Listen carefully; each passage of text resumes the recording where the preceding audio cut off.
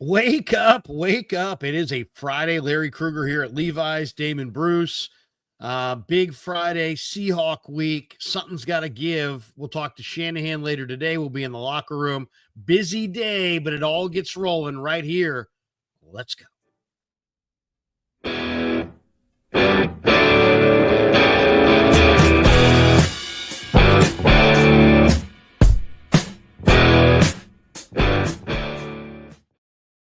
Wake up indeed. Damon Bruce, Levi's Larry joining us from down in Santa Clara today, and it's great to have you here on Wake Up, brought to you by Sam's Chowder House.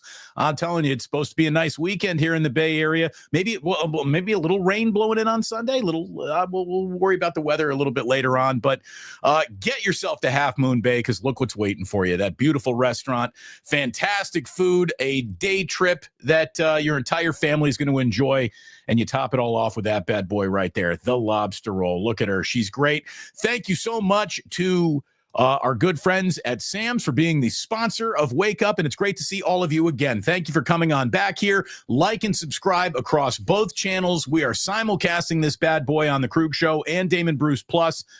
And Larry, it's been quite an emotional week. I mean, we got a lot of 49ers and Seahawks to talk here. Brock Purdy trying to remain undefeated against the Seattle Seahawks. That can't be an easy thing to do. But what an emotional week we've officially had in the Bay Area, starting with a win in Tampa, which left no calm, laying over 49ers fans, followed by Klay Thompson's return, Steph Curry's very emotional response to all of that, crescendoing with the end of broadcasting eras. Yesterday was Tom Tolbert's final show on KNBR after 28 years this morning. Lamont and Tonelli said goodbye after 30 years on the air together some way, somehow here in the Bay Area.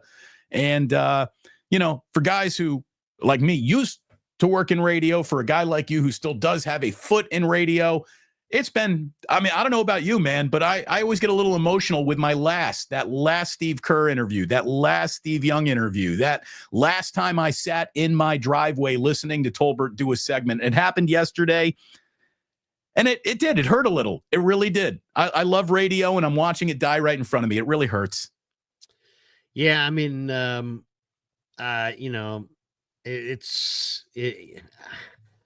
got so many thoughts about it, right?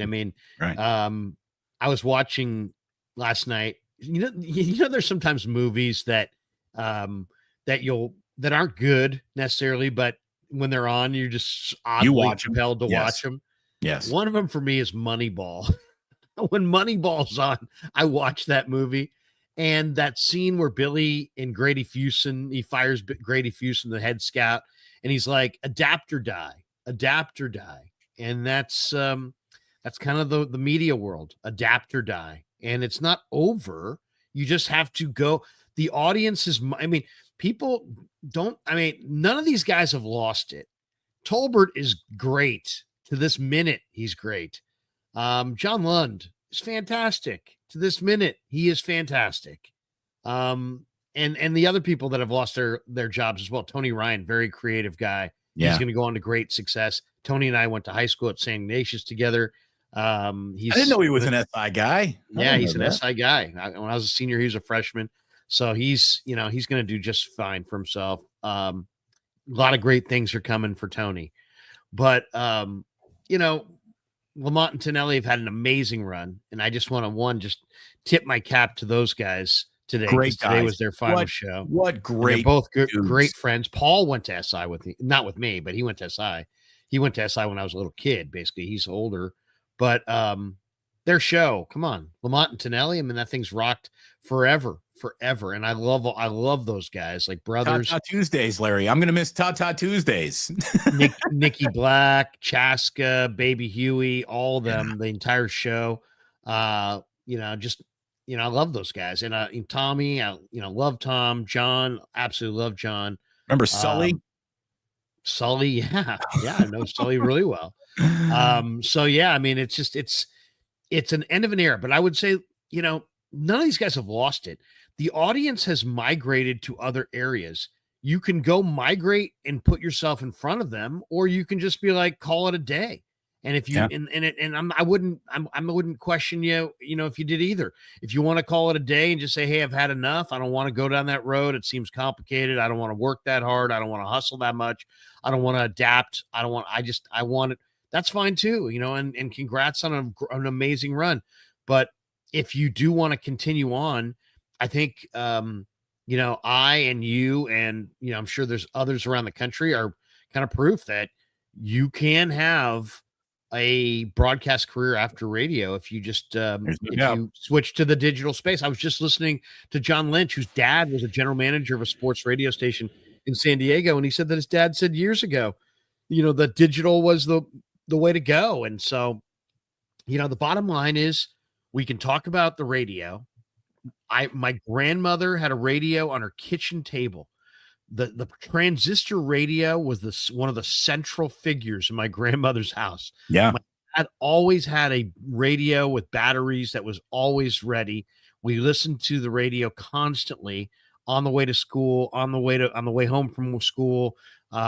Everywhere we went in the car, we listened to KMBR, we listened to music, and we love the radio. But now the star of the media show is this little bad boy. No doubt. It's the phone, and everybody gets everything through the phone. So a lot of times when I'm out and about and I'm listening to KMBR, I go iHeartRadio, and that's how I connect, right? I mean, it's the different world. So, and I have kids, right? I've got older kids, 23, 22, 18, 14. They're not into radio, and their generation's migration away from radio and to getting everything off of Apple Music and Spotify and podcasts, Oh yeah. We know the direction the entire world, listener habits, the direction of the business is going in. We know all of that, but come on and join us. It's game on over here. It is. It definitely is. But for a minute, boy, do I want to, just miss radio for one more minute. I know. We both have devoted our lives to it. Yeah, we dedicated our lives to it. And, there's something to me just about the soundtrack of San Francisco. The chances of me being at a stoplight with my windows down next to another car and being able to hear, oh, you're also listening to the same radio station I'm listening to, or there's Tolbert coming out of your car. He's at my car. We're both listening to a Giants game. Like stupid stuff like that to me is part of the romance that is gone. And it does. It hurts a little bit, but you are very right. There is an incredible marketplace on YouTube. There is a world of opportunity, which for laid off radio hosts, which did not exist without the station, without the means to communicate.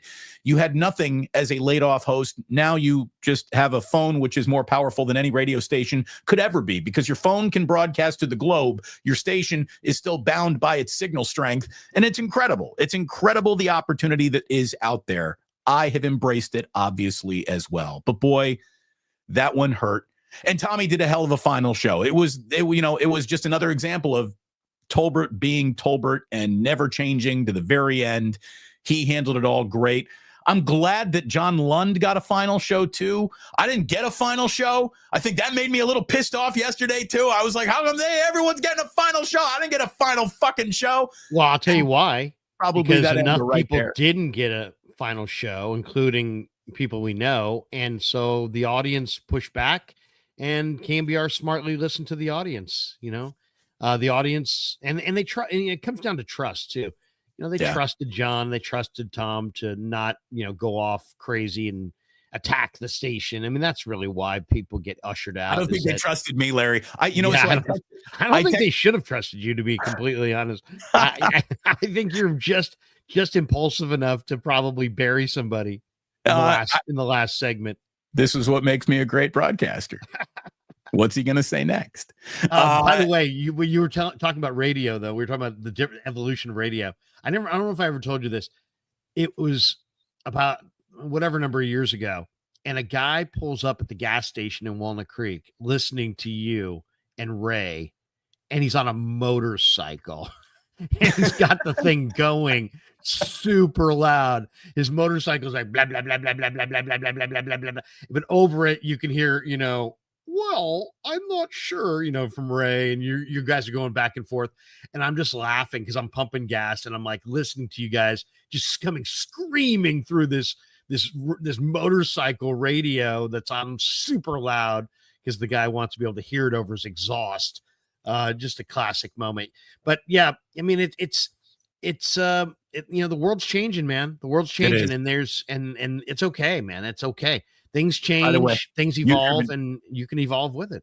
D. Bruce, that final show would have been epic as fuck. It really would have been. Oh, by the way, Kevin knows. This has got to be Kev, right? Kev, you didn't type that, Larry. That's got to be Kev. There's no chance Damon doesn't crash out in that final show. Thank you, Kev. I guess my reputation precedes me. Anyways, I texted Holler yesterday, and I said, any chance? Of course you did. I said, any chance? What did you say? I said, any chance I could call in and wish Tom farewell? And he wrote back, he was like, that's funny. That's awesome. In other words, there's no chance we're letting you on. In other words, no fucking way. Anyway, lose my number. Did he follow with a lose my number? No. It wasn't nasty. It was funny. Anyways, salute to people who I liked and admired very, very much in their careers. And now, Larry, everyone came here to talk some 49ers football. So let's do that. That's what Sam's Chowder House is paying us to do. Yeah, and let's just hop right in. Let's just hop right in that Brock Purdy's looking to remain undefeated against Seattle here. And, that to me, the pessimist makes me think, well, that means the other team is officially due. Like the pendulum's going to swing. It always does in the NFL. And, man, that just makes this a crucial game for the season. It really does. We just went through an election cycle. I don't think the 49ers got what it takes to win the popular vote. They're going to have to get into the playoffs through the Electoral College, which means they're going to need to win the NFC West, and they need this game to do that. And I just think that this is, we've almost sort of downplayed how big of a fork in the road game this game really is on Sunday. It's massive, Larry. Well, it's do or die for the Seahawks. I mean, this is the Niners' chance to put the dagger and sweep, Karate Kid, sweep the leg. That's what the sensei told Lawrence, sweep the leg. He wiped some blood from his nose. Lawrence, sweep the leg. By the way, I love that show on Netflix. Bag. Get him a body bag. Karate Kid. That was a good movie. Good flick. Yeah. What was it? LaRusso. You're going down, Daniel. It's not bad. Have you seen the Cobra Kai on Netflix? I haven't, and I've heard it's great. I've heard it's a lot of fun. It's campy, but it's great. It's great. Purdy, 12 touchdowns, 2 picks, 1,381 passing yards, 118 passer rating, 5-0 against Seattle. 5-0. So it's going to be interesting. Seattle's desperate. They're coming off the bye. They've lost 5 of 6, including 2 in a row. They started 3-0, and we were like, "Oh my goodness, look at Seattle." They added the Ravens defensive coordinator, and they got this killer run game with Walker, but they didn't have a killer run game. In fact, nobody runs less than the Seahawks. But in the last game, Damon, before the bye, they did commit to the run. They ran Walker 25 times, but they didn't get it done. I mean, it was like 25 carries for like 80 yards. So I'm eager to see. Does Geno come out throwing, or do they try to run Walker, or do they try to, my guess is they're going to try to throw it to Walker. I was just looking at some of the numbers in the matchup, and the one number that really jumps out to me is that the 49ers game allow the 6th most receiving yards to running backs. And in week 6 in that matchup up there at Lumen on a Thursday night, Walker had a 17% target share.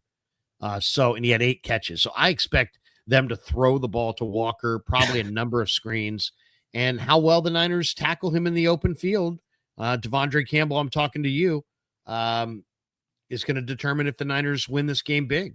Larry, it's stupid how much you and I think of football in the same way, because here is the one guy that they got to shut down. Here is my much too simple plan to win on Sunday. Shut down Kenneth Walker III. I got a whole segment here, but it sounds like you've already prepped the same segment. He leads this team with nearly 400 rushing yards. They throw him the ball an awful lot. He's their 4th leading receiver. He's got 30 catches on the year. Screens and patterns that are leaking out of the backfield are what the Seahawks are going to be looking to execute all day long. If the 49ers shut that down, if he does not have an explosive catching the ball out of the backfield day, I think the 49ers win this game. If they take that away, I'm not sure Seattle has enough to go around and win this game. And I like Luckett. I like, Jackson Smith and Jigba. He's really good. DK Metcalf can get surly. We all know that, although he doesn't say the surliest performances for the 49ers, and they did a hell of a job shutting him down. Looks like he is going to be playing. He's been participating, full participant in practice this week, so he's coming back. And, maybe, just maybe, Seattle's a little bit better, getting one of its starting tackles back for the first time this season. But if you take away, as you were saying, Krug, if you take away Kenneth Walker beating you, catching the ball out of the backfield, I think you've just pretty much cut the legs right out from underneath Seattle's offense. Yeah. DK's got an MCL sprain, so he's not 100%. But Lynch just spoke this morning, and one of the things that came out is that, Mooney's going to, the Niners are Lynch is like, hey man, we're a family. This guy's going through something really terrible. He's going to return when he's ready to return. He didn't practice on Wednesday. He didn't practice yesterday. He hasn't been here. I think it's probably pretty likely that Mooney's not going to go. If he wants to go and sit in a dark room and cry for the remainder of the football season, he should be paid in full and given all the space he needs. My God, what he and his wife have been through. So all the space in the world for Mooney Ward. The day he picks to come back will be the perfect time for him to come back, not a minute before. Yeah. Fuji Simeon says in a super, he says, not rushing Ward back at all. Is he playing Sunday? I would say no.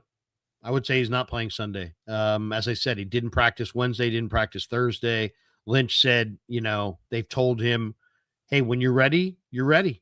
And they're not going to push him. And nor, as Damon said, nor should they. And, that's the right way to handle it. But they would love to have him back, I'm sure, for this matchup because he's got great success in his career against DK Metcalf.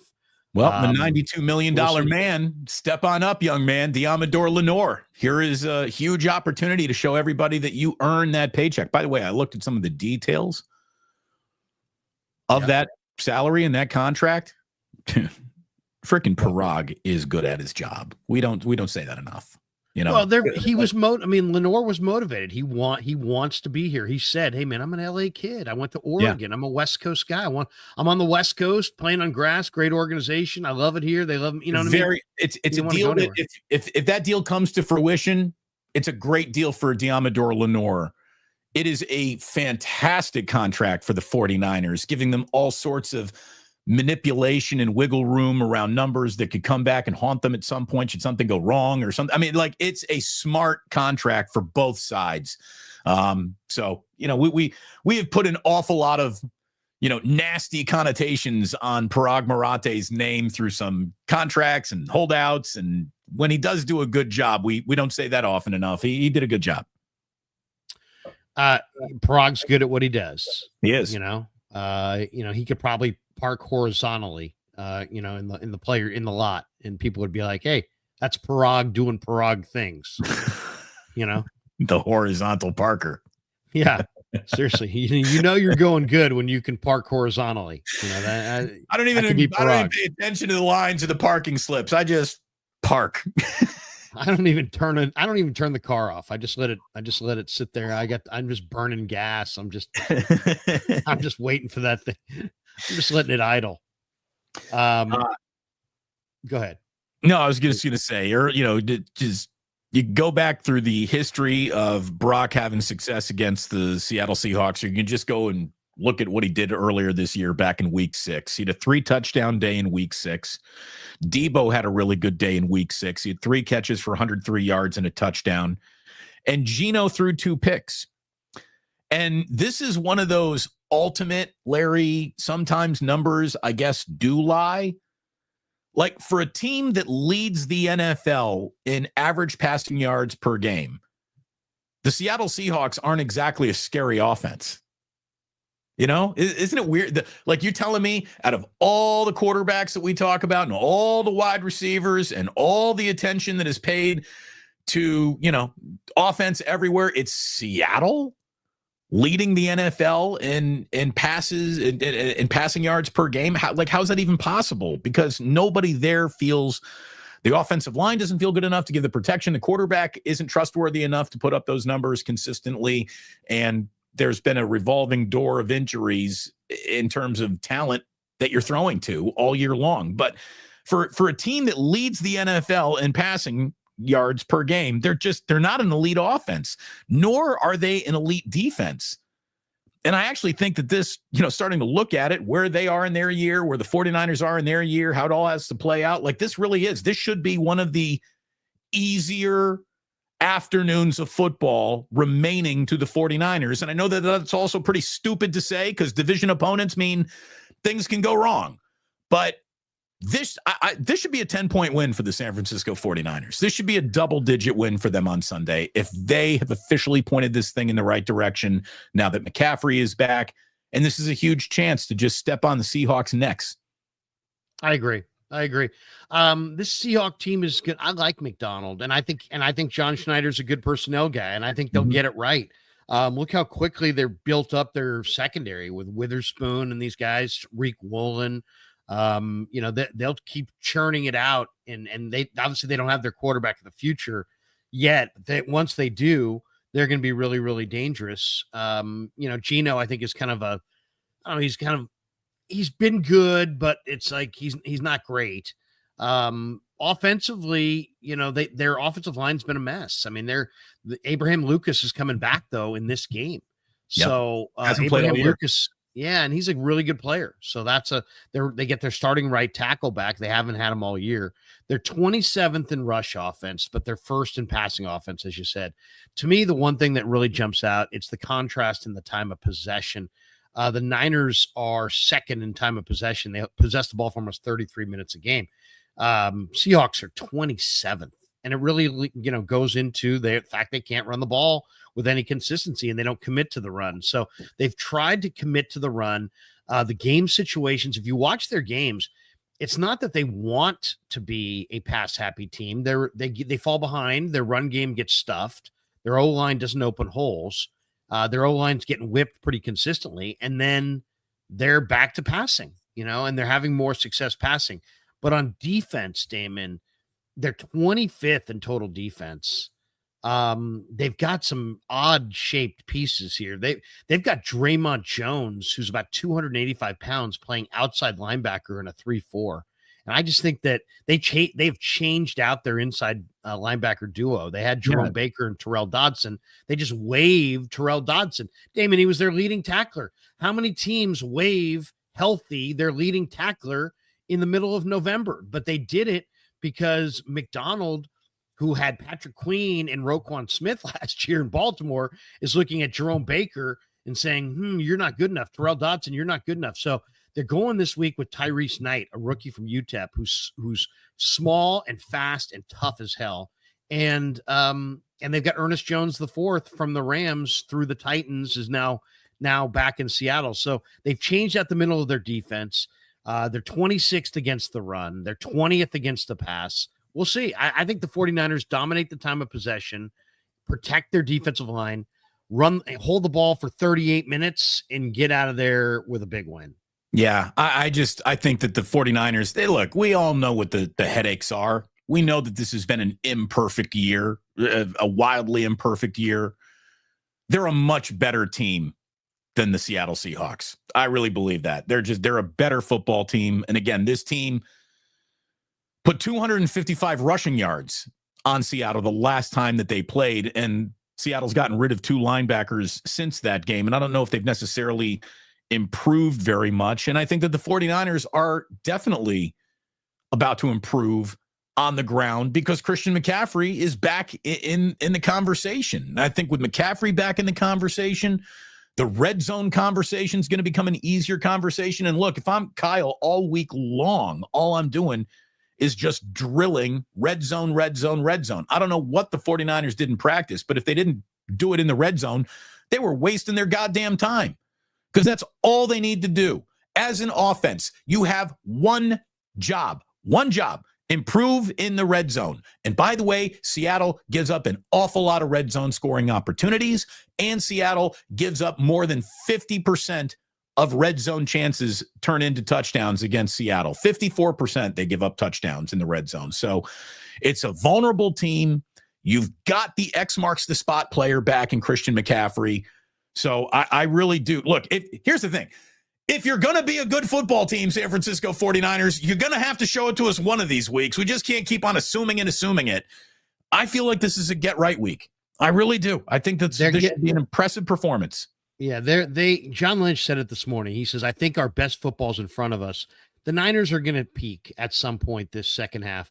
I'm going to share the screen because I asked Forster about their defensive front. Because the Niners, Damon, went up, they went to Lumen Field on that Thursday night earlier this year, and they ran the ball for 255. Yeah. Was it 255? I thought it was 228, but it was a ton. Either way, that's a ton of yards. Anything over two bills is a lot. Here's Forster yesterday, and I asked him about their front. Kind of an interesting answer. You guys ran for 200 and something yards in the first matchup against these guys. Chris, talking to us about the front, because I know that Draymond Jones is playing outside linebacker. He's 285 pounds. I mean, have you ever seen a 285-pound outside linebacker? Yeah, it's hard. Yeah, they're big. They're a big physical group. They do a good job. And, we hit a few. We creased a couple early, and then we had the big run at the end. Obviously, you get 70-something yards on the last run of the game almost, or one of the last runs of the game. It does help your statistics. But, they're a good front. They have a very good philosophy, a very sound defensive philosophy, and sound defensive they keep coach good techniques. They're an improved team over the last time we played them. And they'll be a huge challenge for us. Obviously, people that can try to set edges on our offense, that's always a big challenge for us. And then how the rest of the front plays according to the edges being set challenges us greatly as well. 99 did a great job against us last game. They all did. They had a heck of a game. We just, we had a chance. They get the kick return. They get back in the game. It's nip and tuck till the end, and we break the long run at the end, and then Juice sneaks one in there at the end, and we end up making it a little bit better, a wider margin of victory than maybe it had been most of the game. So, but they're a challenging defense. Yeah, 99 is Leonard Williams, by the way. Yeah. 36-24 was the win. The Niners put up 13 points in the fourth quarter with Guerrero, the 76-yard run to give him a 99-yard day on 10 carries. And to correct my mistake, Larry, you were right. I was wrong. Brock threw for 255 against Seattle. The 49ers ran for 228. There you go. I did get that wrong. Pardon me. But this is what in the heck is going on?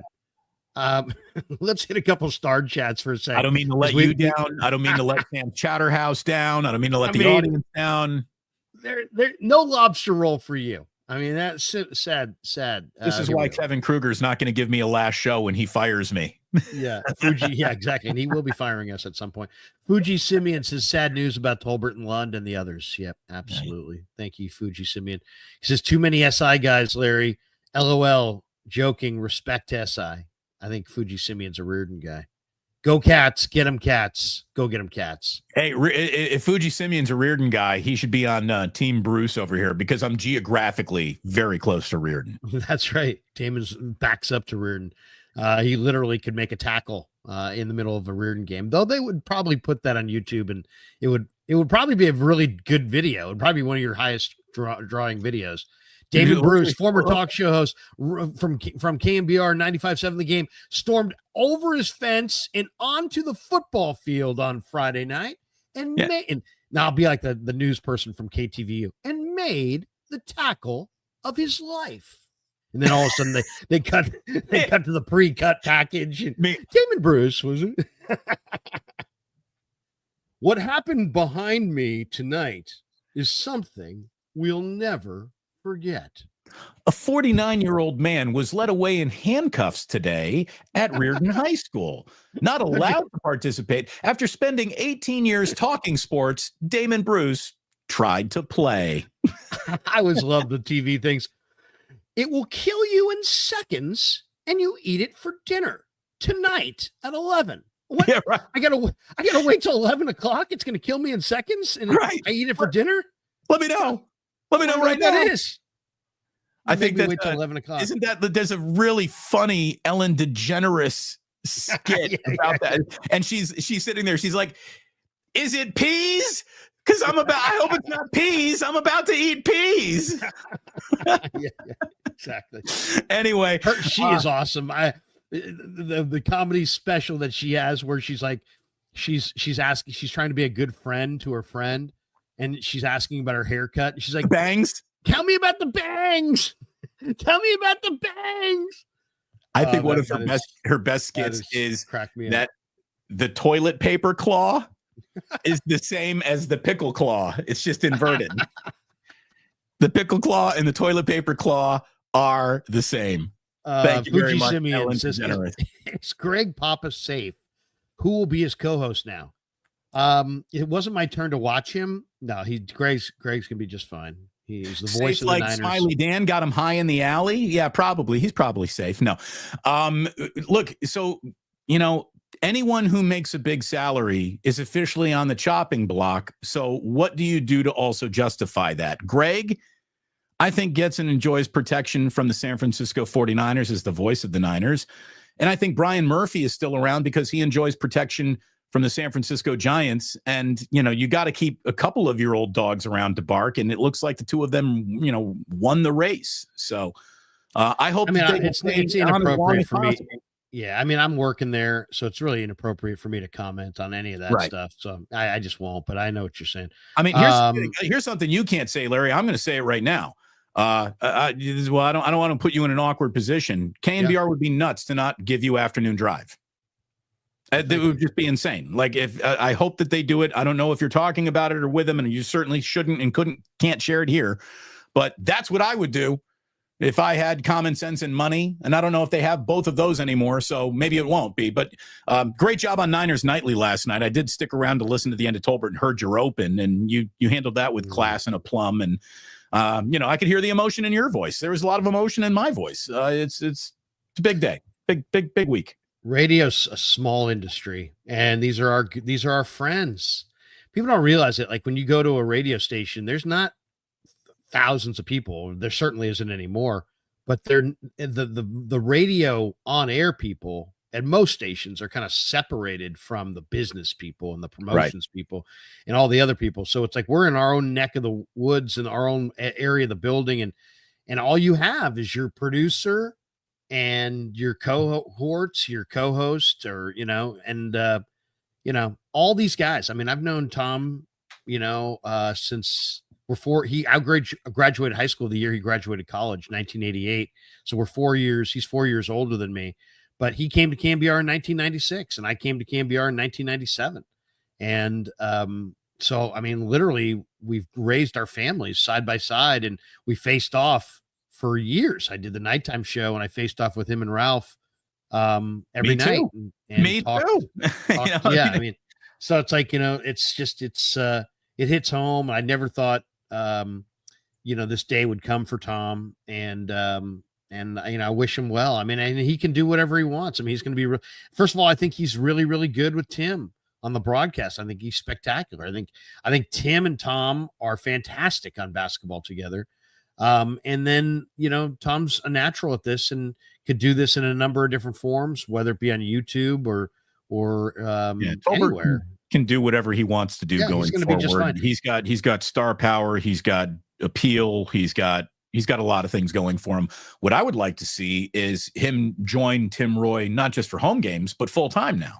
I don't know if Tom wants to travel and hit the road, but if I'm Nahagian in 95.7 The Game looking to capitalize on, Tolbert, has a lot more free time now.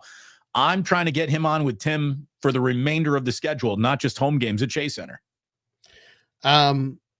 There's a lot of options. And I wish those guys nothing but great success and great health. And if I can help them in any way, I will. So if people have asked me, hey, you can have Tom on. I don't know that Tom's first move is that he's going to want to. I need to be on with Krueger on the Krueger show, but I'm sure he's probably got bigger fish to fry. But let's just say this: he's got the standing welcome to appear anytime and every time he'd like to in this format with me anytime he wants, and I'd love to have him on. Love to have John on. I'd love to have Tony on. I'd love to have you on, America. No. I've been the exit interview for Bay Area media layoffs. I had FP. I was the first to have Paulie on. Creative Tony was sitting on that couch right there while Paulie was sitting right here with me. Are you like a halfway house? You're kind of like Brazil. Yeah, seriously. You come to me, I give you your methadone, and getting over your layoff is just a little bit easier. Fuji Simeon says U2 radio was great, but think of all the super chats now. LOL. Who on the Niners need to have a big game against the Seahawks? Cowing on the jet sweep. I would say the guy that needs to have a big game is a guy that I'm a little worried about, and that's Juwan Jennings. Juwan Jennings, anytime in the 2 games this year, I believe, where there wasn't either Ayuk or Debo, Jennings has had a 36% target share. But one of the late breaking stories yesterday was that he was hobbling at the end of practice, and I think it was an ankle for Jennings. Let me see if I have it in my notes. But yeah, I think Jennings was hobbled with a ankle. Yeah, ankle sprain. He was limited today at the very end of practice. So after the media departed, he had some kind of an ankle injury. So that will be one of the questions, I'm sure, today for Kyle Shanahan when he speaks to us later is what's JJ's status? But if he's healthy, that's the guy who I think has a big day. Not only do I not like that for the Niners, but I hate it for him. I hope he can go because, boy, Juwan Jennings is just – there's so much opportunity in front of him right here with the injuries that are in front of him. You know, for him to just be said, Shanahan's like, yeah, he's our X the rest of the year. He is, he is the first up wide receiver. There he is right there. That's our guy.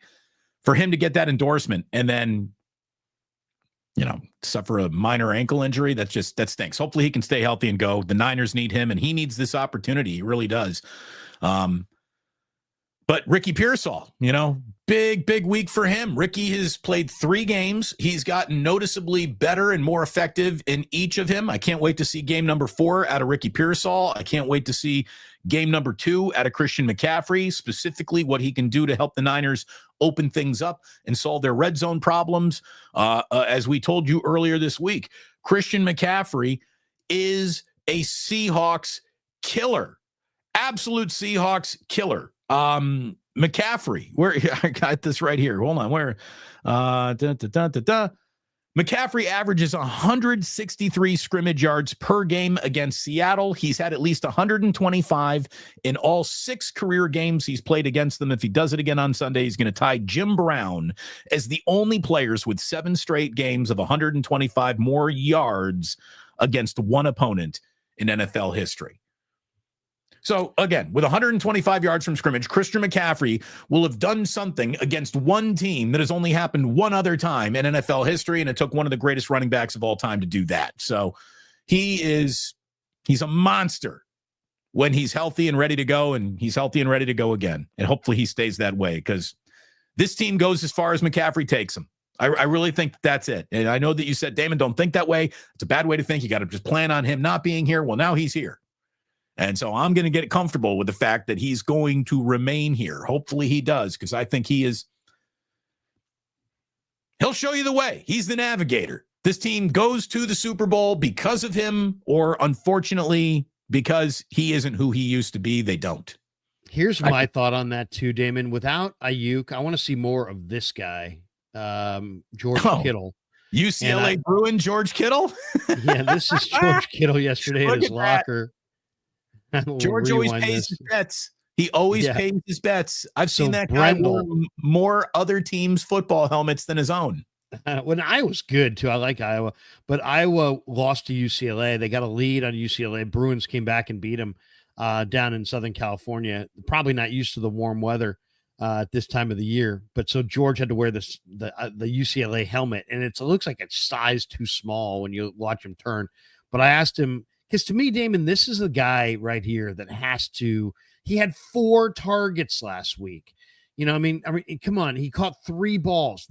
You need this guy. You have to go to this guy in the red zone. I think get yourself another blocking tight end and put that guy on the line of scrimmage and let this guy, run patterns. But here I asked him without Ayuk, about his touches. Here's what he said. Do you His need to helmet's be a blocking my Do you need to be a bigger part of the pass game the rest of the way because there is no Ayuk? Do I need to be? Yeah. Whatever my team needs me to be, man. If I need 10 targets a game, if I need 2 targets a game, whatever it is, as long as I play the best of my ability, I know I'm helping this team win. So that's the right answer for It's sure. a very But what do you think, diplomatic Damon? answer. What's that? It's a very diplomatic answer. But yeah, like I can almost see it in his eyes, him saying, yes, they should throw me the ball a little bit more. I'm, the third most prolific pass catcher in the history of this franchise and like 3-4 more catches. It's going to be Jerry Rice, Terrell Owens, George Kittle. That's the top 3 pass catchers in the history of the franchise by the time this Sunday is over. If he catches 3 or 4 balls. He's the best red zone receiver they got. Give him an opportunity to catch 10 balls. If he's good at catching the ball, throw him more of the ball. It doesn't seem that difficult to me. Yeah. Fuji Simeon Berlin. Berlin expressed desire to host NFL. Chance the Niners play multiple overseas games in a season like the Jaguars. Niners organization do own the Leeds soccer team. Well, I'll say this. The 49ers are very much on the cutting edge of the international expansion. When I say expansion, I mean, I don't know if you guys know this, but over the last 2 years, the NFL has allowed teams to individually market their brand globally. And they gave each team like a region. And so the Niners have both London and they also have Mexico City. Because they're one of the few teams. I think there's a couple teams that have 2 regions because they're so coveted. So the Niners actually have 2 areas that they market to aggressively, and that's Mexico City and London. And that's why you see lots and lots of UK. What's that? Those are the 2 you would want, by the way. Those, if you're drafting. You know what? The one that you want is probably Berlin and Munich, because from what I'm reading, that when the NFL goes to London, what they really see are thousands and thousands of people from Germany where the NFL is enormously popular, coming from Germany to UK to go to London to watch the game. So they got a huge popularity in Germany. So, it'll be interesting to see like the Niners. So all these teams have marketing, like the Vikings, I think have Berlin, and the Niners have Mexico City. So like when the Niners played the Cardinals in Mexico City, it was like 90% Niner fans. It was technically a Cardinal home game, but it was a total pro Niner crowd. Look, so the Niners I think they'd like to do it, but I don't know much about this Berlin Express. Is this a Berlin Express is not like Starlight Express. It's not like a train or anything. It's the Berlin Express desire. Berlin has expressed a desire to host NFL. Oh, I get you. Yeah, I get you. Berlin Express sounds like a team, though, doesn't it? Like, oh man, we're up against the Berlin Express this weekend. Well, that might have been the name of the team when they were there. I don't know. I can't remember a lot of the international team. We need to bring in Jim Tom Sula. He could probably name all of them for you. There was the Rhine Fire. I remember that because I think that's the team that Tom Sula coached. The Rhine Fire. You know what? I interviewed so many players who played in NFL Europe, and like to a man, they said, "Oh, I didn't love it. I didn't love the idea of it. I didn't want to go there. It wasn't always smooth sailing when I was there, but looking back on it, it's like one of the greatest experiences of my life." Totally. So you know what? I mean, traveling and seeing the world has its advantages. Whether it's good for your football or not is one thing. Kyle, you got the wrong show. There you go. Ray Rogers says, so a little off topic. I'm curious if you had to sign one of the upcoming free agents, who would it be between Huff, Banks, Greenlaw, or Mooney? There's no doubt in my mind it's Greenlaw if he's healthy. Right. If he's not healthy, then I'd say Banks. If Dre Greenlaw looks like Dre Greenlaw, the correct answer is Dre Greenlaw. And I agree. God, Larry, we should not do shows together because we just kind of repeat each other. I would go Greenlaw, Banks, Huff, Ward, and that's only based on age and amount of football you got left to play in front of you. because I do like Javarius Ward an awful lot, but he's not having a great. I mean, here's the thing. I don't even want to talk about him in terms of football player. He's going through so much right now, but yeah, I hopefully it's Dre Greenlaw. If Dre Greenlaw can come on back this year and give the 49ers like 5 hair on fire games, including a few postseason games, could change everything. Well, don't bank on that because John Lynch spoke this morning. One of the notes that he had today was that Dre Greenlaw is still running on the side, but he's not ready for them to open the practice window. When they do, he'll have 3 weeks to be activated. John seemed to say today on the radio that even after they open his practice window, they expect it to go probably the full 3 weeks. So it's not going to be like, practice window's open and here he is. It's like practice window's open and 3 weeks later. So I get the feeling, I mean, the Niners have played 9 games. They're 5-4. So they have 8 games left. I would say he's probably not going to return until 3 or 4 weeks left in the regular season. Right. Hopefully he'll be back. I would think the Chicago game, the Lions game. So I think the week before the Lions game would be when he's going to come back. That's the Chicago game, isn't it? Hold on, Larry. I got the internet sitting right in front of me. I'll do this. I have multiple internets, by the way. I'm down here. I got the. So they're at Miami. It's Bears, Rams, at Dolphins, Lions, Cardinals. Those are the last 5 games of the year. Yeah. So Seahawks at Packers, at Bills, home to the Bears, home to the Rams, at the Dolphins, home Bears to the Lions. Game. Yeah, Bears game. Bears game is, I think, when you could probably hope to see him. You got to remember this. I mean, this should be a full year injury rehab, and he hurt himself February the 11th. So, that's anyway. People were saying mid-season. We're crazy. Mid-season.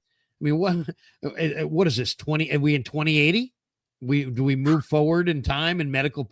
I mean, it's like maybe in the future. I mean, if you look at this used to be a career ender. And then it was like a year and a half and you were going to be way diminished. Then it was like a full year. Now it seems like it's less than a full year. Still a very serious injury. This one from Nathan McFadden. He says NFL should buy the ELF. Tom Sula is still coaching over there.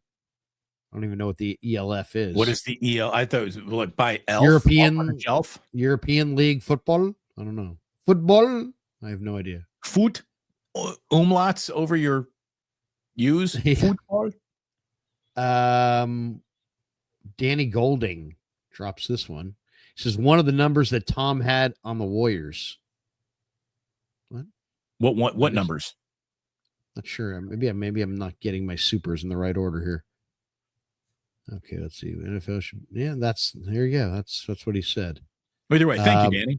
But thank you. Yeah, thank you, Danny. Not sure. One of the numbers that Tom had on the Warriors. Oh, maybe what was Tom's number on the Warriors? I don't know. What number did Tom Tolbert? Hold on. 11, 12, 40? I don't remember. I'm not big. When I was a little kid, I knew numbers. Oh my God. I knew everybody's number. Oh, me too.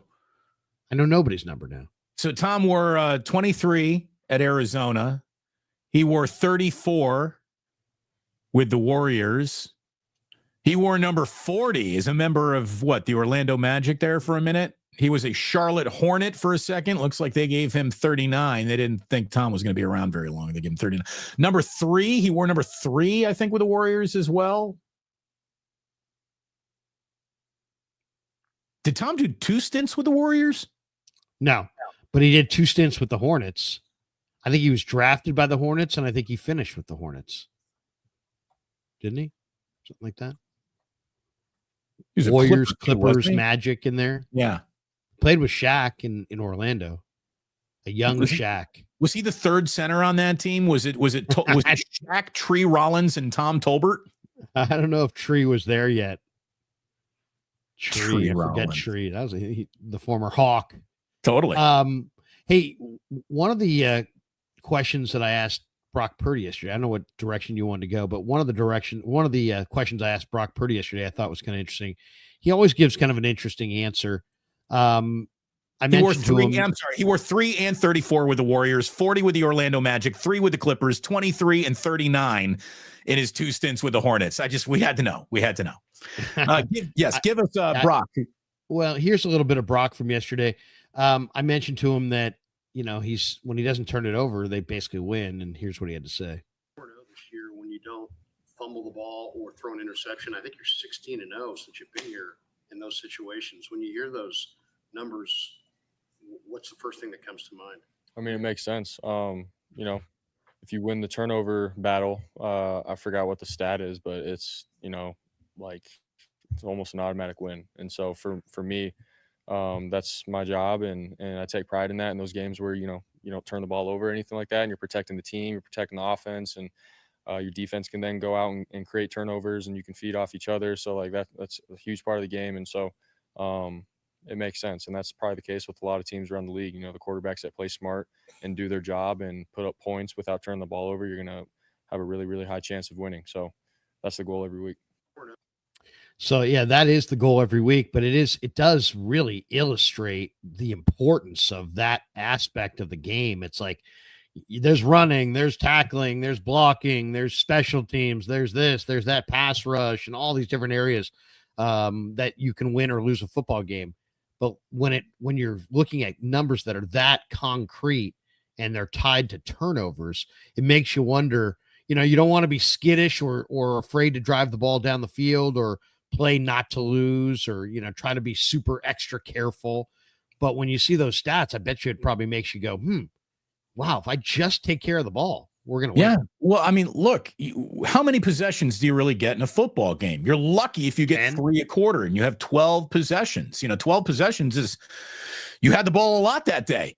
And if you give possessions away, just hand team free possessions, you're asking for it. You're just absolutely asking for it. And then, you factor in field position, and yeah, it's the single fastest way to slit your own throat, turning the ball over. The second single fastest way is, by just ignoring special teams. I had Mike Silver on this week, Larry. Put a video out with Mike Silver. And, I asked him, Kyle Shanahan really well. And I would say that attention to detail seems to be like an overarching theme of Kyle's entire coaching career, with the exception of special teams where, there's enough evidence to suggest he really doesn't give a shit.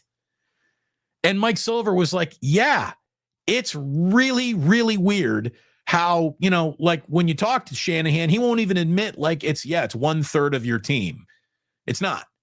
And, when asked if, he believes in, a couple trick plays, a fake punt, a stolen possession here, Shanahan's like, yeah, we like to score with our offense. We think our offense and defense are good enough to just, play a game straight up.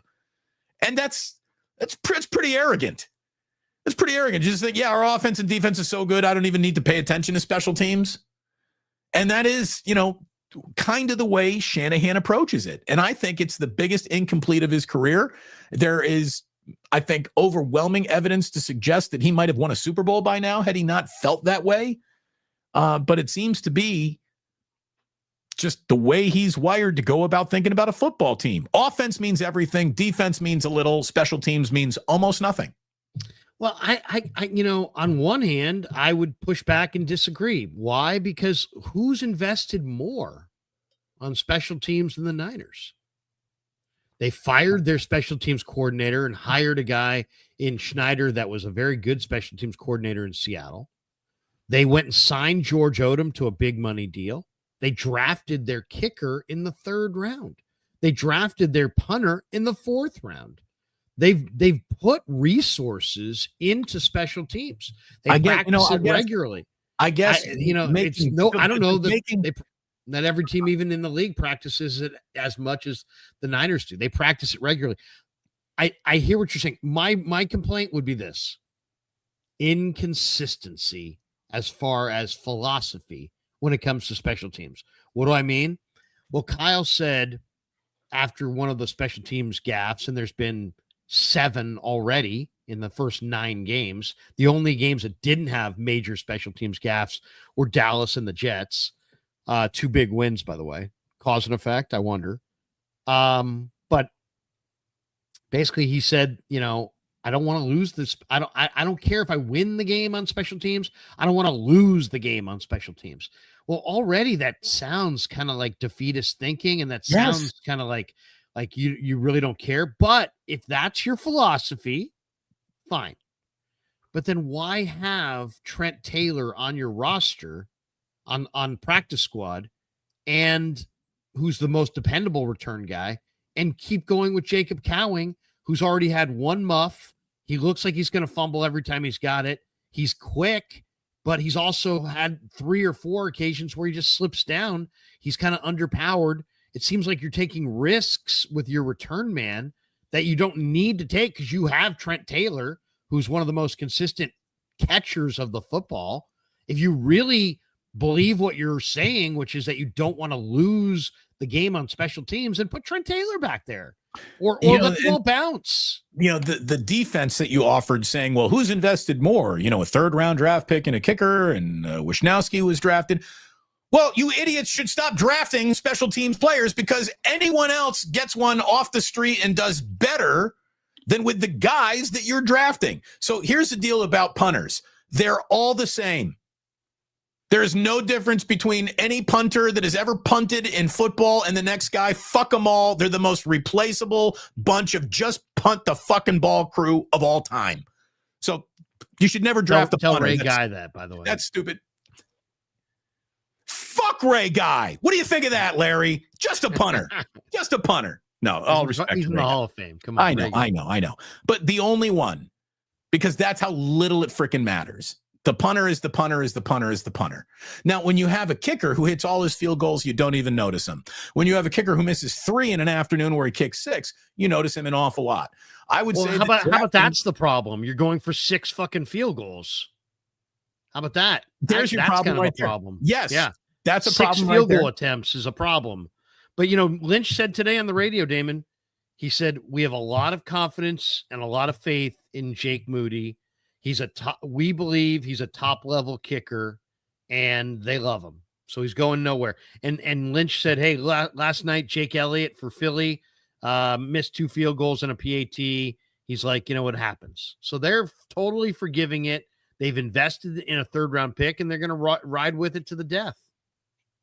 Yeah, and I would say Carlson, and it may be the death knell. It may be the death knell. The Carlson kid might have been better. It's just that simple. So that's the thing. So your 3rd round kicker that you believe a lot in, who keeps on failing you in games, you like more than the guy you didn't believe anything in, just flipped him a helmet and was perfect. Yeah, I mean, it's so funny. When you want to keep a guy, you can make up any excuse to keep him. Yeah, he missed 3 field goals, but he showed a lot of courage and nobody showed more in the way he made that 4th one. Because he showing courage. He really showed a lot of guys would have folded right there, and not this guy, whatever. So you can spin it any way you want. Either here's what I know about the kicker: make the fucking kick. That's it. That's what I know. That's it. And by the way, when I'm talking about special teams, I'm almost not even talking about your kickers. I'm talking about lane assignments. I'm talking about learning how to tackle somebody in the open field. That's what we're talking about here. That's where we're talking about not having your guy be backed up into your punt returner. How about that? How about some spatial fucking awareness on the football field as to where you are, where the kick returner is, and where the ball is? Yeah. Darrell Luter's got to be better. It's got to be better. Ricardo Rodriguez, his second half of the season doesn't look sharp. Kyle play calling a suspect. I hope they get their shit together. Is there urgency in the locker room, Larry? Oh, yeah, there definitely is. Definitely is. I do believe that they're about to play their best football. I think they're going to have their best stretch of football coming up here. There's a lot of urgency. There's a lot of urgency. This is a very good locker room. It's a very focused locker room. This is a locker room of guys that, love to play the game. They've got great chemistry, and, they feel good. They feel good. It's a very confident football team.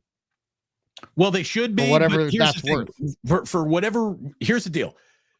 You say their best football's in front of them. I think It so. needs to be. Here it is. Like you're running out of football in front of you. So this is it. This is the time. You must beat Seattle and then at the very least split your next 2 on the road. So being 2-1 over the next 3 weeks makes all the math fit. All the hope remains. You go 1-3, or you go 1-2 here with a loss being to Seattle. You're in a lot of trouble. So yeah, their best football. It better happen right now. They're all out of mulligans. They really are.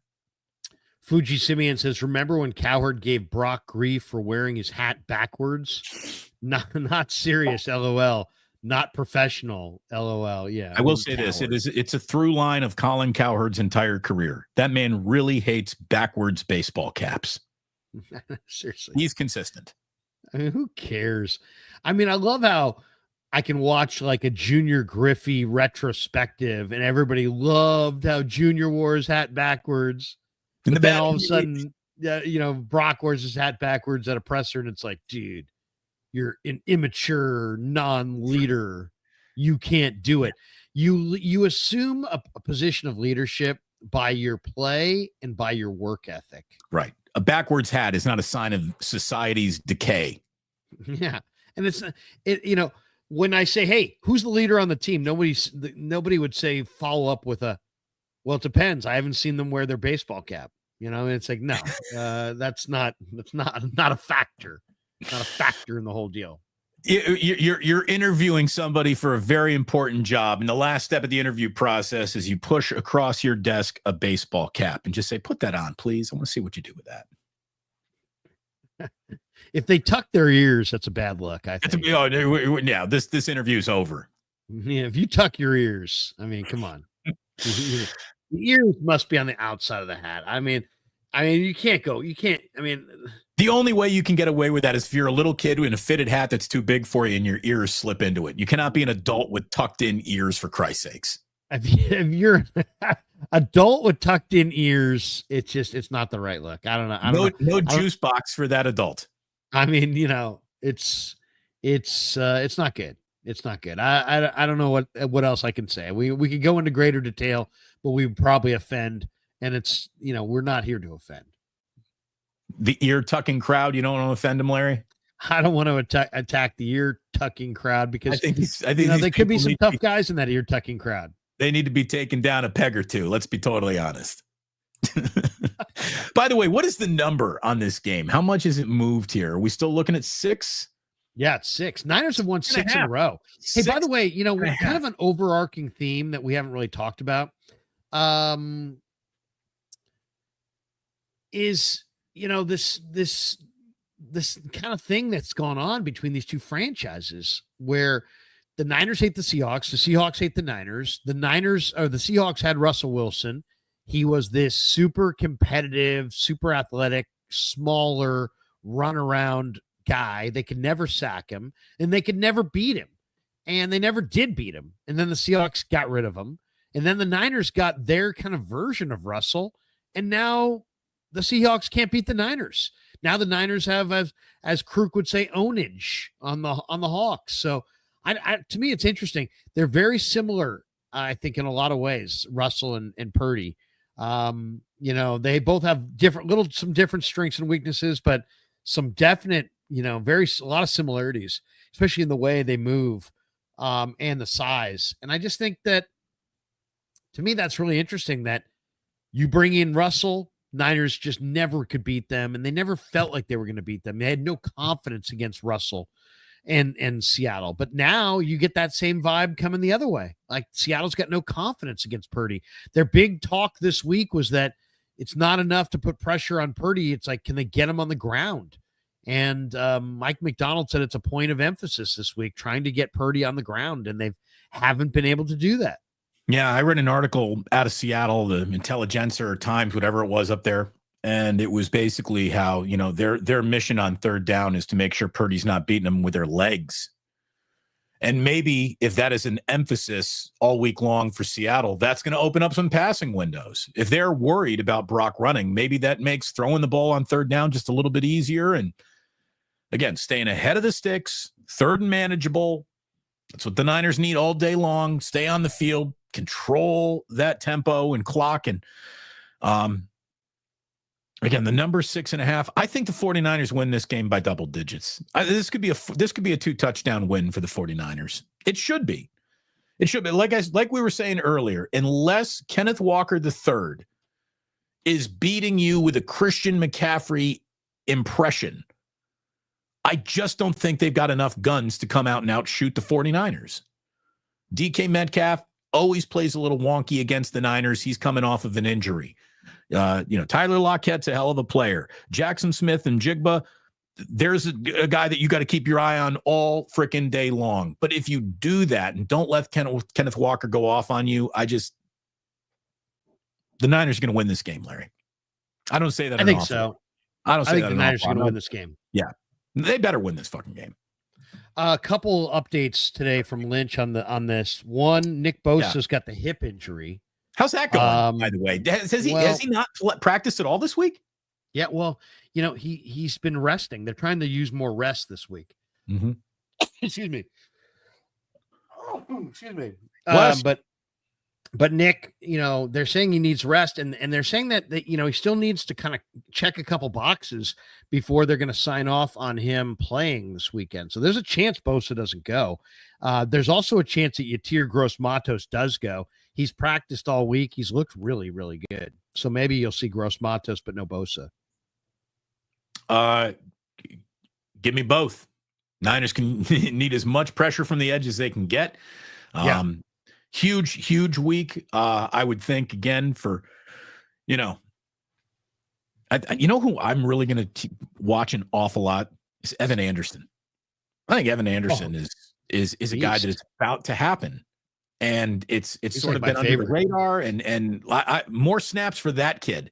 I want to see Malik Collins and then him get rotated in before I think I even see Jordan Elliott. Looks like Jordan Elliott's just a little bit, I don't want to say light, but he gets pushed around a lot. Like Malik Collins on the snap doesn't really go anywhere. He stands his ground. And Evan Anderson is a guy who stands his ground too here. I mean, I'm not going to pretend I'm some film nerd, but I rewatch these games and I see who gets pushed and who doesn't. And Evan Anderson is who doesn't. He does not get moved.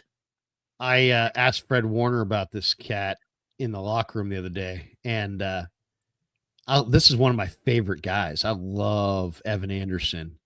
And it's so funny, Damon, because, people see guys like that and they're like, they see kind of the bad body and they're like, oh, this guy can't be good. Right. The Guardian cap isn't doing him any favors. The Guardian cap, the kind of the bad body. And it's like, oh, this guy's whatever. That's not what I'm looking for. I'm looking for quickness, foot quickness. The position is about foot quickness and strength and anchor ability. And this kid's got it all. And they paid this kid $280,000 and guaranteed every penny to sign him as an undrafted free agent. And when I saw that number is outrageous. I've heard guys get 60 grand. I've heard guys who get 90 grand. I've heard guys who get 130 grand. $280,000 guaranteed to an undrafted free agent to sign is huge money. And Chris Kasarik, they put a lot of trust in Chris. Chris is the guy who wanted this kid. I asked Chris about him this summer. I said, were you instrumental in Evan being here? And he's like, absolutely. Here up top, I'm going to show you his highlight, and then you'll hear me ask Fred about him. By the way, that's the same smirk. That's the same smile that Fred Warner gives a girl at about 1:30 in the morning when the bar's shutting down. What are you doing? Look at that. Married. Fred's married with sorry. Here we go. I didn't know that. Let's not get Fred in any kind of trouble. Fred was not in the bar, giving that look to women. That is the same smile Fred gives his wife when he thinks, hey, is it go time? There you go. Here's Fred. Fred, how much you like an Anderson up front? He just seems like he gets better and better every game. Yeah, man. Evan's just doing a heck of a job, really. Like, you talk about an undrafted free agent coming in, and usually the case is that guys don't really know your name. You just kind of you show up, you go to work, and making practice squad, and then all of a sudden your name's called to be on the active roster, and has made plays in every single game that he's been up. It's just it's a testament to him, the way that he's worked his confidence and his abilities and being ready for his moment when his number was called. I'm gonna put the volume down so we don't hear that volume again, but we'll see if I can do that. There we go. There we go. I'm gonna roll this back though. I'm gonna roll this up again so you can see this. This is amazing. Watch the We're tape. talking about, yeah, this is like, okay, look at the quickness here. The guy that we're talking about is right here. Okay. Right where I got the whatever this is, mouse. Okay. Look at this jump cut. Look at the amount of real estate this guy covers, and look how nobody gets a finger on him. This guy's got short area quickness for days. Look at this jump cut. Whoop, boom, and sit down. I mean, that's a nice play, man. McCaffrey hitting a hole. That is, look at the quickness. This is 3 1/4. And no, not today. Secretly, the biggest play of last week's game right there. That's a great play, man. And he had an illegal hands to the face penalty a couple plays prior to that. And so he's trying to atone. But I mean, this kid is just special, and he still is hardening out his body. Like a year from now, he's going to be really good. But he carries tons of weight from like the let's say the rib cage down. He's very, very bulky in the lower legs, kind of like a Dana Stubblefield for you older Niner fans. And he just carries a lot of weight and a lot of power. Yeah, and this guy's quick. Apple bottom. Short area quickness and strength is really, like, if you ever are in a bar, I'm not telling you anything, you probably don't need me to give you this advice.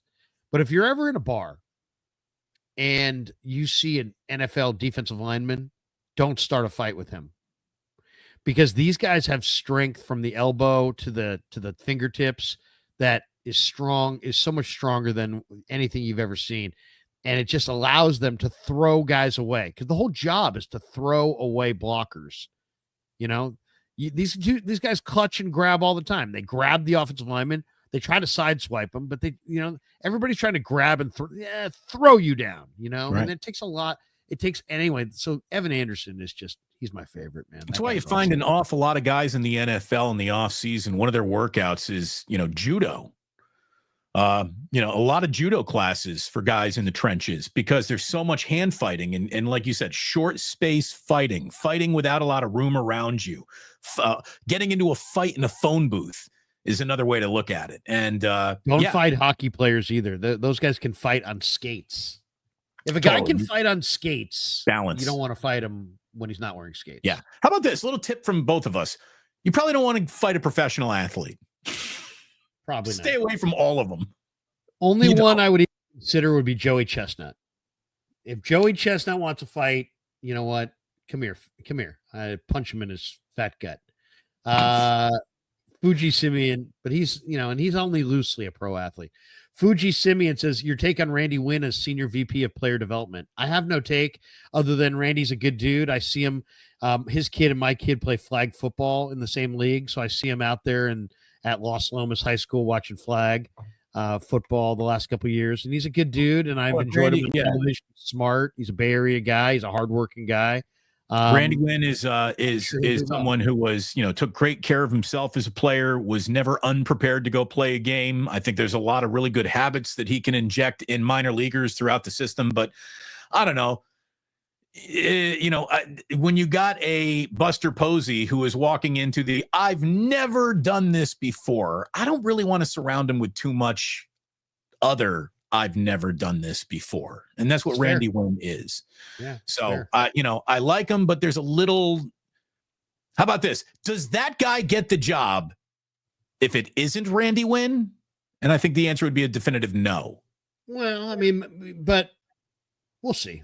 I mean, I kind of agree with all of that. Good for Randy Wynn, but he's got no experience. So we'll have to wait and see. Right. I can't tell you it's a good move. I can tell you I like Randy Wynn as a guy. That's all. Right. That's exactly how I feel about the whole thing too. Total pro, someone who you want sitting in a meeting for sure, but the final word on developed young play? I don't know. Like if you told me that they had signed Keith Law, I would have been more excited about Randy Wynn. Well, and the Giants need to just take it. The one thing I loved that I heard yesterday is somebody had a cut from Buster saying, hey, we got to be really smart with Bryce Eldridge. I mean, yeah, there's a lot of excitement. We want to celebrate him and rocket him through the minors, but we got to make sure that he's ready, and we can't force feed him. It's not the right sport to kind of say, hey, just sink or swim. It's like you could do some real damage to the guy's development if you try to rush him. So I think they're going to go for a first baseman. It sounds like they're going to trade Yaz. They're going to trade Wade. They're going to probably go for a first baseman. And Chipmunk says, hey, Lynch had no experience. Well, he's more of the exception to the rule than the rule. No, but it's a good example, though. It is. But I would also say how many first round picks? Guy. But how many first round picks has that guy screwed up? Yeah. No, I mean, it hasn't been seamless. That's the thing. I mean, there has to be some grace for some early mistakes when you're taking somebody who's never done it before. And I just don't know that I want to be hiring that many guys that are going to be making a lot of early mistakes. I don't know that the Giants have that kind of time. I mean, the Dodgers have clearly run beyond them, clearly are the pace setter in the division. They're second-class citizens at best. Yeah. At best. The Diamondbacks won the year before that. So, I mean, got to the World Series at least. So, I mean, the division, Giants better get serious. The Giants are hands down the worst team in their own division. Hands down. Well, Colorado.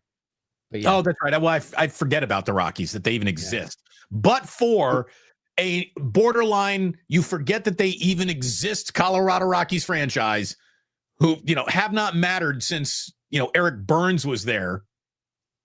Eric Burns was on that Colorado team that went to the World Series, wasn't he? Briefly. No. No. He was only in Colorado for a short amount of time. Then he got moved to Baltimore, I think. Okay. Well, either way, the Rockies are so bad, I forgot they even existed. So the Niners, congratulations, San Francisco Giants. You're better than the team I forget exists. Yeah.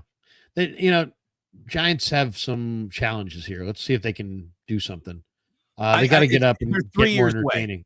I mean, that's the thing. If I were the Giants, I would look at Buster Posey and said, you got 3 years to course correct this. We will start evaluating the job you're doing, Buster, 3 years from now when we see what you've assembled and how you've maintained, what? Who I want to see multiple. Who on this team right now will even be here 3 years from now? Yeah, I mean, I want to see multiple plans. I want to see a short-term plan to be competitive, and I want to see a long-term plan to run with the Dodgers. Yeah. That's going to better be a really hell of a plan, isn't it?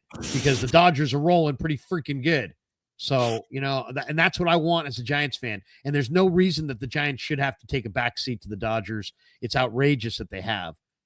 Fuji Simeon says, will the NFL allow for roster expansion from 53 to 60? That's going to cost millions and millions of dollars. So my guess is eventually they will, and it'll be one of those things they trade for the 20th game, something like that. That'd be my guess. They'll increase roster size at some point. They'll trade it for more games. Fuji Simeon says, Tua out of everyone should wear a Guardian cap. Oh, yeah. Yeah, well, we're all concerned for Tua's next concussion, but he says he doesn't want to wear it. So there you go. Yeah. Well, it's a bad look. I mean, it's safe. It just doesn't look good. Well, that's the thing. It's safe with a huge, quotations around the word safe. Relatively safe to what? Because I guarantee you there's someone who's going to be wearing a Guardian cap who gets his bell rung, and that's that. It's not the end all be all of concussions. So some people think, okay, let's talk about it for a second. I mean, some people would say you're an idiot if you don't try to be as safe as possible. Okay. But you know what? I ride a bicycle on the weekends and on the trail. I don't wear a helmet. Am I evil, or am I a product of 1970? And I never wore a bicycle helmet. And if I was driving through the city of San Francisco and a Muni bus could hit me, I would probably, as a commuter, I would probably wear a helmet.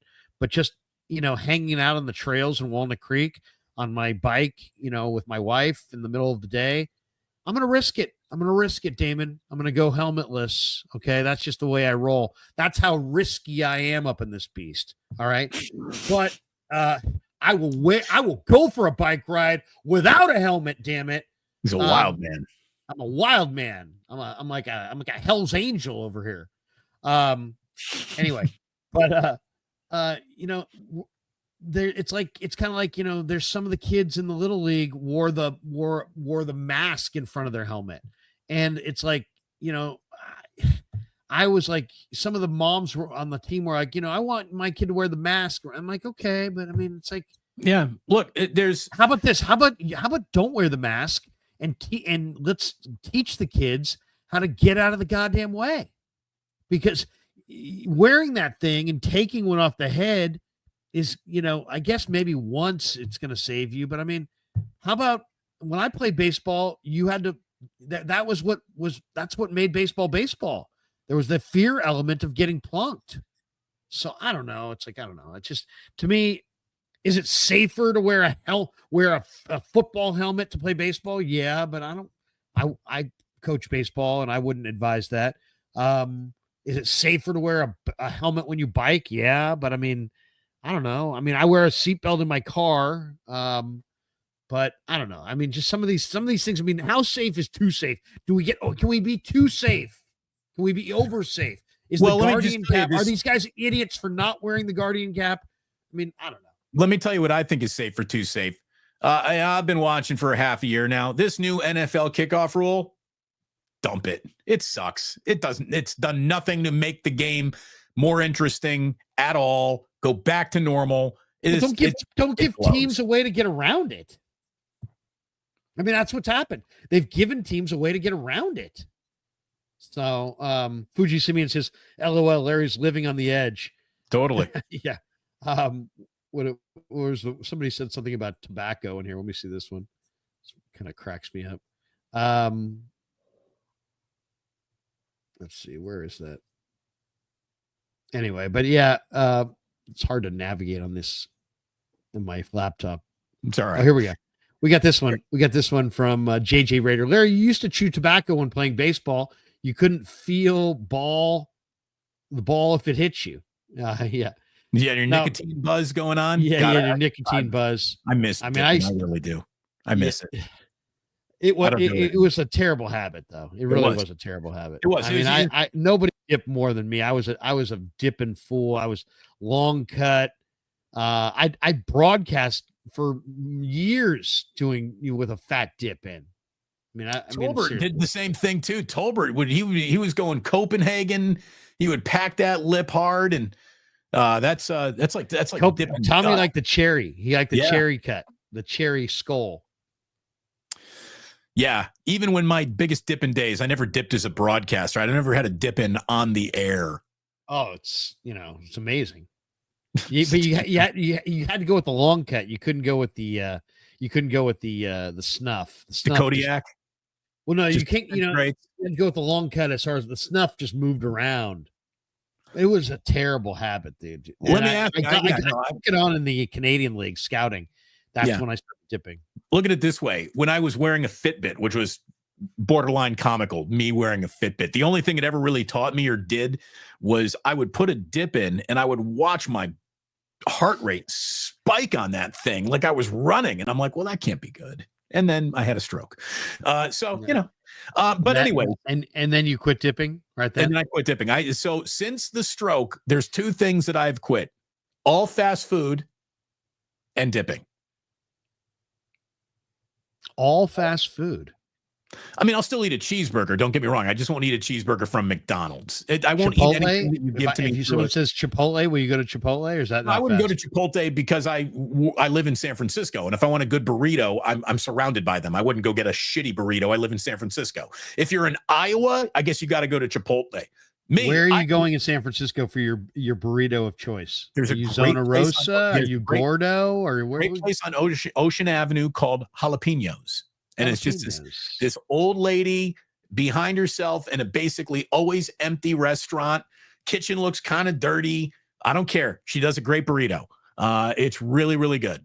I love her. So I'm a jalapenos guy on Ocean Avenue, and then of course we do you go spinach wrap?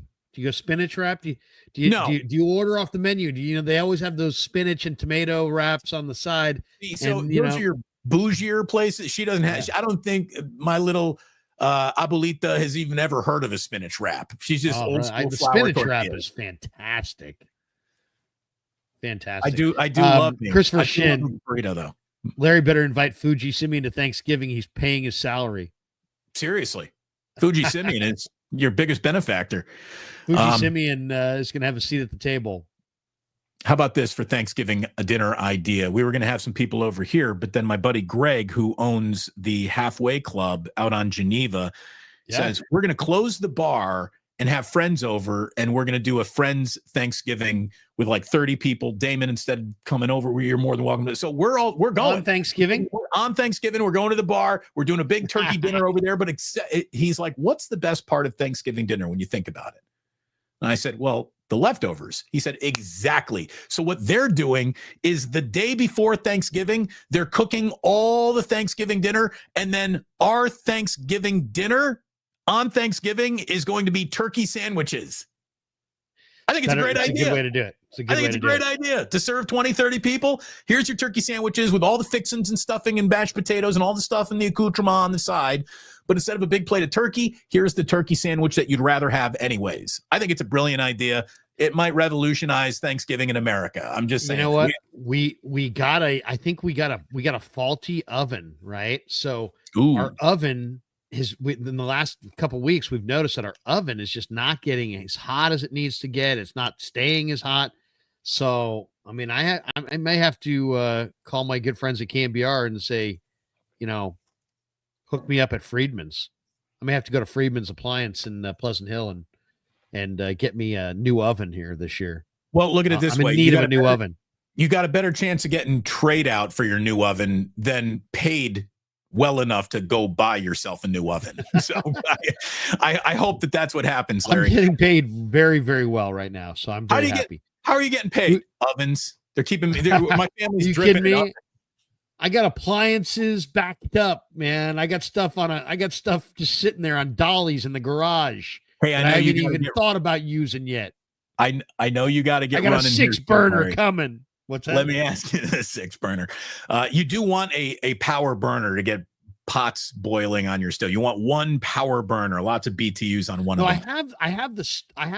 I have an oven with a cooktop, right? But it's electric. It's not gas. That's fine. I'd rather have gas, but whatever. The stovetop works. The oven doesn't. That's a problem for turkey. You got a major problem with smoker? You got a grill or a smoker to do your turkey? No. I mean, I don't have a smoker. I have a barbecue. Now, guess what I have had before in the past? I've had the deep fried turkey. Yeah. Have you ever? Many times. Deep fried turkey is the most amazing thing of all time. It's great. It's really juicy. It really works. I was in Fort Wayne, Indiana when deep fried turkeys became fashionable. And there was a summer in Fort Wayne where like 10 houses burnt down because people were deep frying turkeys and putting them in frozen on their wooden decks. And so the spill of the oil would catch the wooden deck on fire, and then the wooden deck burning would burn the whole house down. It was the summer of deep fried turkey revenge in Fort Wayne, Indiana in like 1996. A lot of people went down to the deep fried turkey. I know we got to get running, Larry. Let me wrap up with this here. Thanks to everyone. Two last supers. Everybody, thank you for watching. Thank you for the supers. Thank you for hitting like and subscribe across both channels and hitting notify. Larry, is curiosity going to get the better of you tonight? Will you be watching any of Tyson versus Paul on Netflix? Yeah, in fact, I was just talking to Kev. It's on Netflix. I have Netflix. I think the pre-card starts like around 5 or 6. I got Niners Nightly from 6 to 7. But from 7 o'clock on, I want to see Tyson knock his ass out. Yeah, I don't know. I talked to Tyson once. Remember when he came to KMBR? He was on with Murph and Mac, and I saw him in the bullpen area. Nobody was talking to him, and I just sat down next to him. I'm like, Mike, what's going on, man? And it was like, I don't like to big league people ever. I'm not a big league. I do not big league, right? but I big leagued this entire room of KMBR people one day because everybody was standing there and they were standing there filming him and they were staring at him. And they were taking pictures of him, but nobody was talking to him. It's like he's a zoo animal or something. Right. And so I see this situation as I walk in and I'm like, why is nobody talking to him? So I just cut through the entire thing. I'm like, what, Mike? What's going on? Larry Krueger, man. I do the next show. Oh, dude, I'm a huge fan. I read the whole book by Customato about the cat skills. He's like, oh, you read about Cuss. We start talking about Cuss. We have this conversation going. Immediately, I get this conversation going with him. Then, of course, it's like right about to start the show. Gary walks in, and I'm like, Mike, I gotta go. He daps me up. We do a bro hug, and like the entire crowd of KMBR salespeople and office people and promotions people open up, and I walk through and go into the studio. I've never felt more superior than at that moment. I mean, these people were deathly afraid of Mike Tyson, afraid of him.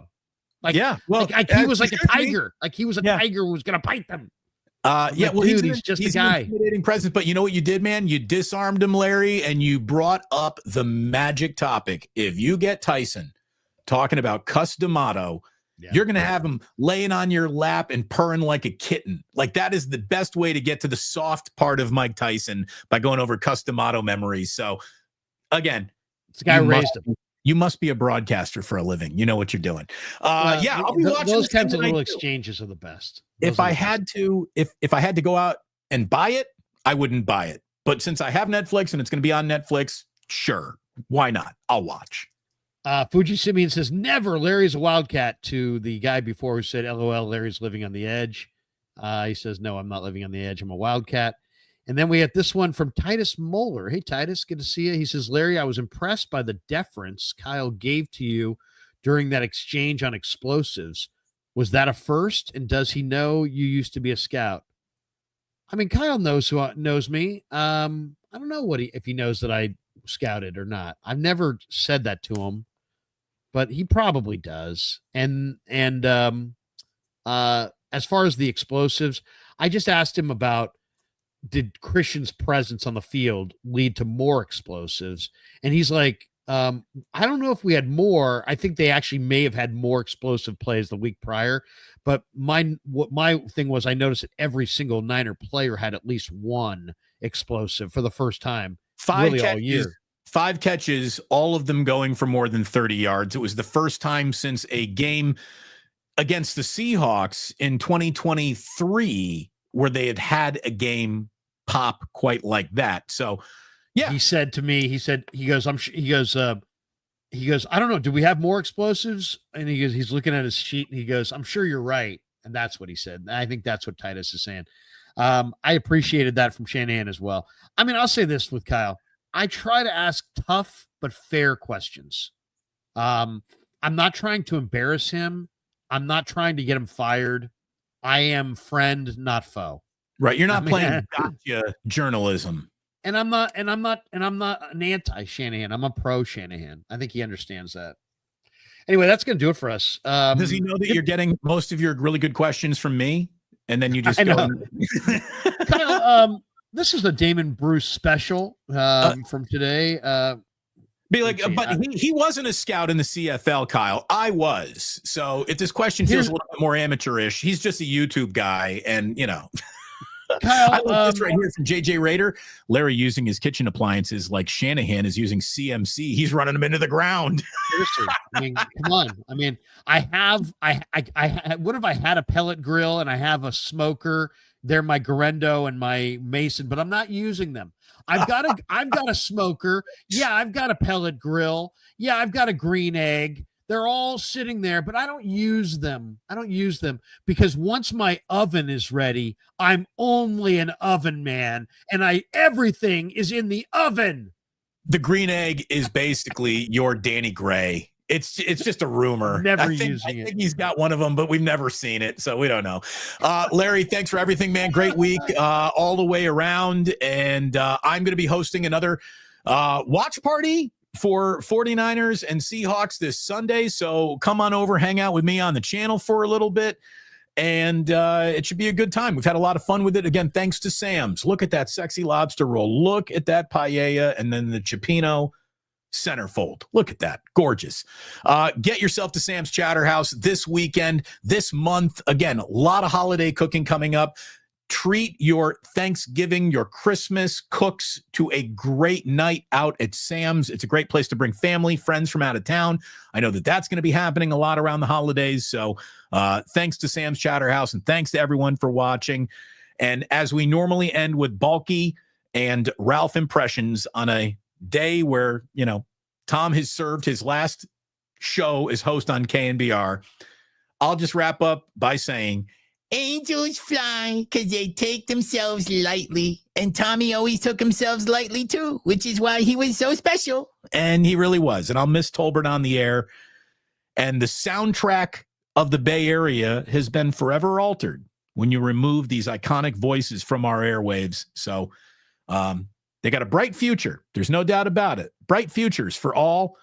But it is too bad. And there's John Lund, too. We frame this as just Tolbert. This is about Lund. This is about Creative Tony. There was another young man who I really don't even know who lost his status at the station as well. Today, Lamont and Tonelli, who've been on the air for 30 years. It's too bad, man. It really is. So I salute all of them. I'll be in touch with all of them. I like all these people very, very much, and I appreciate their relationships with me. So, Larry, I appreciate you to no end as well, brother. Thank you for helping jumpstart my second life here on YouTube. And have a good weekend. Have a good day down at Levi's, and we'll talk again on Monday. Peace. Everybody have a great Friday.